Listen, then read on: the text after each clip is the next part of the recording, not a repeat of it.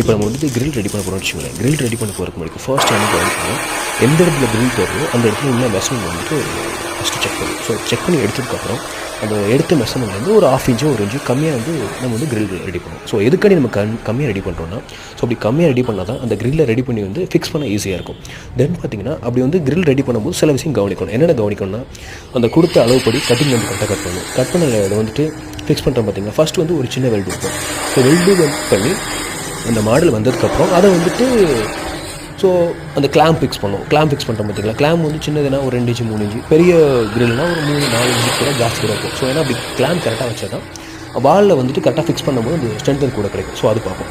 So அதுக்கப்புறம் வந்துட்டு நம்ம ஃபைனல் வெல்டிங் பண்ண பார்த்திங்கன்னா, பண்ணதுக்கப்புறம் அந்த பிசிறு கையில் வந்து கிளிக்காமல் இருக்க அந்த ஸ்லோசிங் பண்ணுவோம்.